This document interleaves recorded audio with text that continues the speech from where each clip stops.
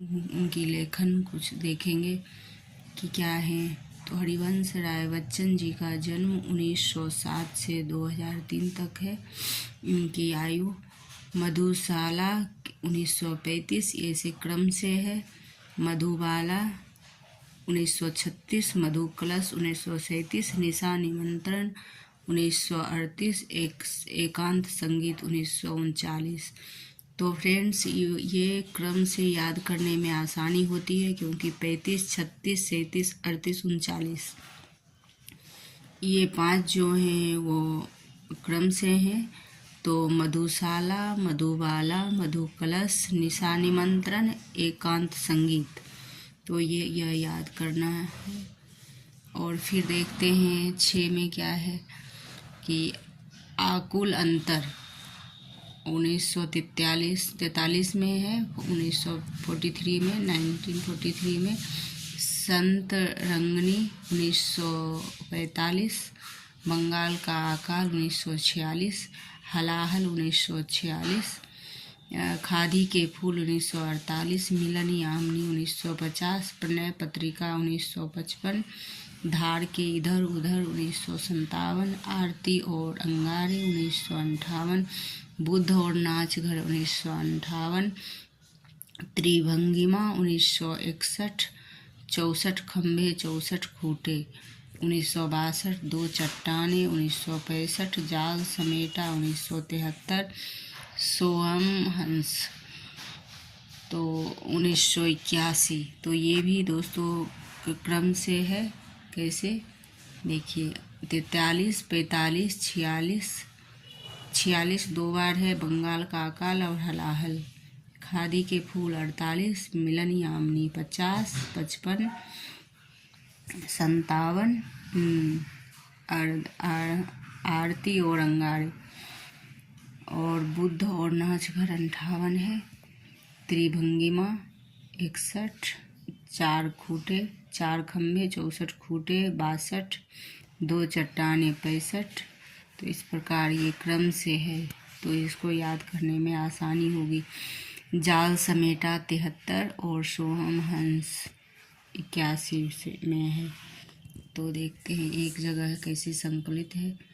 तो दोस्तों इसे ध्यान में रखने में बहुत आसानी होगी। तो फ्रेंड्स इस प्रकार की वीडियो चाहिए तो लाइक एवं सब्सक्राइब कीजिए। धन्यवाद। क्या भूलूं क्या याद करूं की भूमिका एवं क्या भूलूं क्या याद करें मुख्य तथ्य पर ध्यान देंगे। तो देखते हैं क्या है। क्या भूलूं क्या याद करूं की भूमिका आत्मकथा है। तो भाग 1 में 4 खंड है। तो देखते हैं 4 खंड क्या है। क्या भूलूं क्या याद करूं 1969 प्रकाशन हुआ है। और नीर का निर्माण 1970 में, बसेरे से दूर 1978 में, और 10 द्वार से सोपान तक 1985 में। यह हिंदी के हजारों वर्षों के इतिहास में ऐसी पहली बार की घटना है जिसमें अपने बारे में सब कुछ इतनी बेबाकी के साथ साहस और सद्भावना से कह दिया गया है। ये कथन किनका है? तो धर्मवीर भारती का। देखते हैं दोस्तों धर्मवीर भारती के द्वारा कहा गया है यह कथन। धर्मवीर भारती की यह हिंदी के हजार वर्षों के इतिहास में लिखी पहली घटना है जिसमें अपने बारे में सब कुछ कहना इतनी बेबाकी, साहस और सद्भावना से कह दिया गया है। तो धर्मवीर भारती।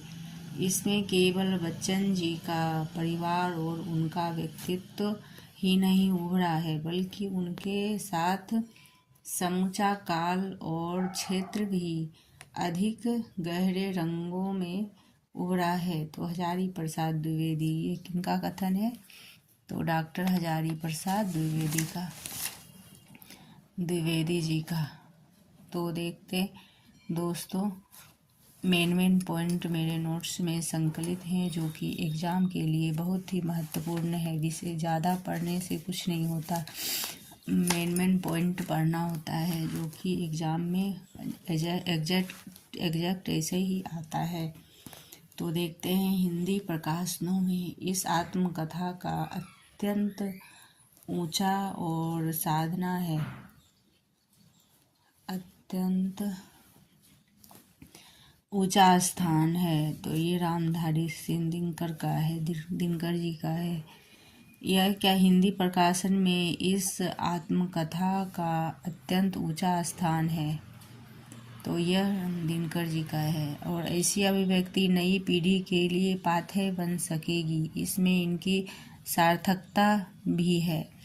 तो पाथेय बन चुकी है, तो बन सकेगी, तो ये डॉक्टर सुमन जी का है, शिव मंगल सुमन।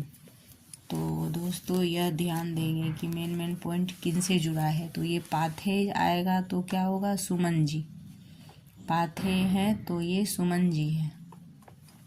और अत्यंत ऊंचा स्थान है तो रामधारी सिंह दिनकर, और यह कोड में आता है। और ये अधिक गहरे रंग में उभरा है इनका व्यक्तित्व बच्चन जी के परिवार का, ये हजारी प्रसाद द्विवेदी और धर्मवीर भारती का। 1000 वर्षों में ऐसी पहली घटना नहीं हुआ है, कुछ इतनी बेबाकी और साहस धर्मवीर भारती। ऐसे पॉइंट को ध्यान में रखकर याद रखा जाता है। तो दोस्तों यह हिंदी के आत्मकथा की चरम परिणति है, नरेंद्र वर्मा। तो दोस्तों देखते हैं कि क्या महत्वपूर्ण है।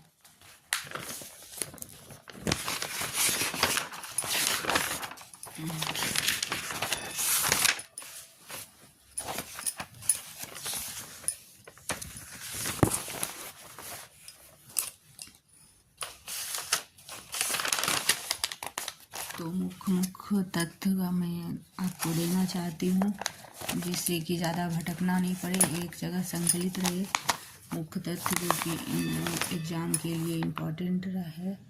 तो क्या बोलूँ, याद करूँ सहित आत्मकथा 4 खंडों को 3 लाख के सरस्वती सम्मान मिले हैं। क्या बोलूँ, याद करूँ कि इस आत्मकथा के 4 खंडों को 3 लाख सरस्वती सम्मानित किया गया है। और ये के बिरला फाउंडेशन के द्वारा है, दिया गया है। 3 लाख रुपए ये किनके द्वारा दिया गया है, तो यह ध्यान देने की बात है। सभी प्रतियोगी परीक्षाओं में पूछा जाता है। तो यह पुस्तक पहले संस्करण की भूमिका, यह पुस्तक प्रफुल्ल ओझा भक्त और राजनाथ पांडे को समर्पित किया गया है। ये प्रथम संस्करण जो है प्रफुल्ल ओझा और राजनाथ पांडे को समर्पित किया गया है। तो लेखक कहते हैं कि मेरे पास औरों का मन जानने के लिए भी केवल अपना मन का पैमाना है। तो लेखक कैसे कहते हैं कि बसेरे से दूर पहला नाम था जीवन के आपाधापी में। तो पहला नाम था ऐसा जीवन के आपाधापी में। आज से लगभग 400 वर्ष पूर्व फ्रांस का एक महान लेखक मांतेन अपना आत्मचित्रण करते समय उसे व्यक्त कर चुके हैं। जब मैंने इस आत्मचित्रण के लिए उठाई है, तब मैंने उसे स्वास्तिक वाचन की श्रद्धा से पढ़ लिया गया है। फ्रांस लेखक मांतेन की रचना का अनुवाद मेरा एकमात्र लक्ष्य घरेलू अथवा निजी रहा है। इसके द्वारा पर सेवा अथवा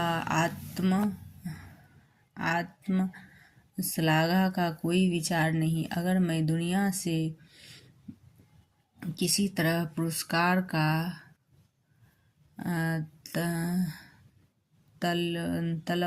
तलवियार होता तो मैं अपने आप को और अच्छी तरह सजाता बजाता और अधिक ध्यान से रंग चुनकर उसके सामने देशभक्त पेश करता।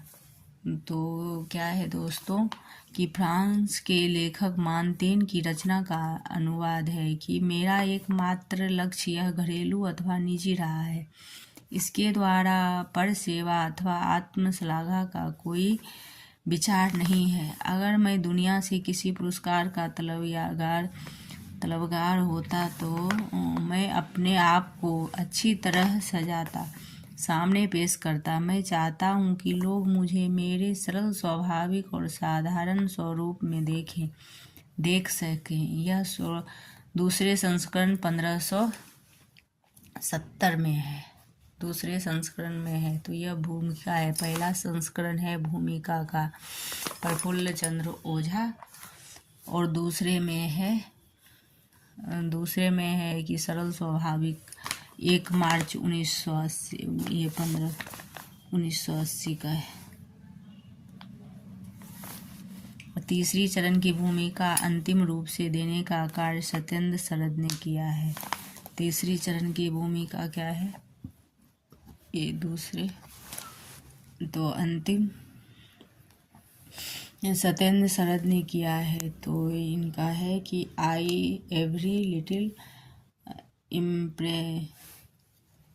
experience of our is folded the well of history। तो स्वामी राम तीर्थ 8वें संस्करण की भूमिका है। उत्तर प्रदेश के बस्ती जिले में के अमोढ़ा नामक ग्राम में पांडे उपजाति का एक बड़ा ही तपोनिष्ठ और ब्राह्मण रहता था। तो इनकी कहानी इस प्रकार है कि आगे ये एक ब्रह्मनिष्ठ कहानी की कथा है। इनकी आत्मकथा में और भी चीज़ जुड़े हुए हैं। इनकी आत्मकथा विस्तृत है। तो दोस्तों परीक्षा उपयोगी चीज़ों को ही हमने लिया है। तो यह हिंदी के आत्मकथा की चरण परिणति है, नरेंद्र शर्मा का है और 3 लाख रुपये सरस्वती सम्मान से सम्मानित किया जा चुका है। हिंदी गद्य में नए मानक रूप से लिया है। लेखन करते 40 वर्ष हो गया है। तो 4 वर्ष पूर्व फ्रांस का महान लेखक मानतेन आत्मचित्रण करते हैं उस समय व्यक्त कर चुका है। जब मैंने इस आत्मचित्रण की लेखनी उठाई है तब मैंने इसे स्वास्तिक वाचन की श्रद्धा से पढ़ लिया है। आप भी पढ़ें। तो इस पांडुलिपि में प्रेस में देने का कार्य सत्येंद्र शरद ने किया। उन्हें धन्यवाद दिया गया है 1969 में। तो तीसरे संस्करण में ही दूसरा संस्करण नीड़ का निर्माण अभी आया है। चौथा संस्करण आया है मांग बढ़ने पर 1971 में। तो यह आत्मकथा के मुख्य पॉइंट है। तीसरे संस्करण 1970 में है, 15 अगस्त 1970 में है नीड़ का निर्माण, और 7वां संस्करण 1 मार्च 1980 का है। तो दोस्तों एग्जाम में तो कुछ भी पूछ लिया जाता है, इसलिए हर एक तथ्य को ध्यान में रखना होता है। तो हमारे छोटे छोटे अनुभव में मानवता का सारा इतिहास छिपा रहता है। स्वामी राम तीर्थ क्या कहते हैं, हमारे छोटे छोटे अनुभव में मानवता का सारा इतिहास छिपा रहता है। तो क्या भूलूं क्या याद करूं कि मुख्य पात्र देखिए, ये तो बहुत इम्पोर्टेंट रहता है। मिलान में भी आता है। UGC net set MP set का भी अभी एग्ज़ाम लगा है, फॉर्म भरा चुका है, अभी भी जारी है फॉर्म का। तो मुख्य पात्र है जग्गू चाचा, बड़की की बहन के लड़के हैं, और हीरा लाल छेदी लाल के पुत्र हैं। प्रताप नारायण लेखक के पिता हैं। सरस्वती लेखक परवावा की बहन है। मिट्ठू लाल परवावा, भोलानाथ वावा ककाल, करकल, मंगलसूत्र, चंपा, करकल की पत्नी, श्यामा लेखक की पत्नी, शालिग्राम लेखक की पत्नी, राम किशोर लेखक के ससुर। तो कहते हैं कि अकबर, अब देखिए यह मुख्य पॉइंट है कि क्या भूलूं क्या याद करूं के मुख्य पॉइंट में क्या आया है। कहते हैं कि अकबर के हुक्के की भेंट की कहानी है। ये हर चीज़ बदला गया लेकिन नाम अकबर का ही रहा। कि अकबर के समय में जो हुक्के की चलन थी, उस संस्कृतियाँ भी इस प्रकार परिवर्तन और परंपरा के क्रम में अपनी सनातनता बनाए रखती है। तो मनसा की छठी पीढ़ी मेरे पिता और खानदानी चाचाओं की पीढ़ी थी। हुक्का गसी चाचा पीते थे, बंसी चाचा होगा। और भूमिका, चंद पानी के छींटों से दुख की निशानी नहीं मिट पाती। तो दोस्तों, इस प्रकार भूमिकाएं हरिवंश राय बच्चन जी के क्या भूलूं क्या याद करूं का और शेष आगे के क्लास में देखेंगे। अभी तो इतना है क्योंकि यह बहुत ही विस्तृत है। तो और ऐसी वीडियो चाहिए तो लाइक एवं सब्सक्राइब कीजिए। धन्यवाद।